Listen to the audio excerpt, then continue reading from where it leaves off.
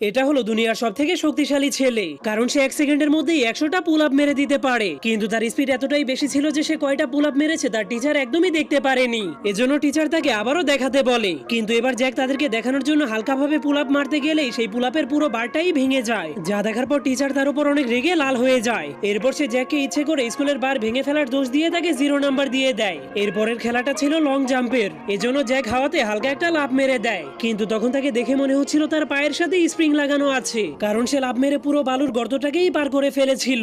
যা দেখে সবগুলো স্টুডেন্ট অনেক অবাক হয়ে গেলেও টিচার তাকে বলে, তুমি বালির পুরো গর্তটাকেই পার করে ফেলেছো, এজন্য তোমাকে 0 নাম্বার দেওয়া হবে। এরপরের খেলাটা ছিল 100 মিটারের দৌড় প্রতিযোগিতা, এজন্য রেস শুরু হয়ে গেলেই সব স্টুডেন্ট দৌড়াতে শুরু করে দেয়। কিন্তু জ্যাক কিছু একটা ভাবতে ভাবতে সেখানেই দাঁড়িয়েছিল, কিন্তু তার হুঁশ ফিরে আসলেই সে এমন জোরে একটা লাফ মারে যে সে সোজা হাওয়াতে উড়ে যায়। কিন্তু সে নিচে নেমে আসলেই সবাই দেখতে পায় যেখান থেকে সে দৌড় শুরু করেছিল সেখানে অনেক বড় একটা গর্ত হয়ে গিয়েছে, যা দেখে মনে হচ্ছিল সেখানে একটা উল্কাপিণ্ড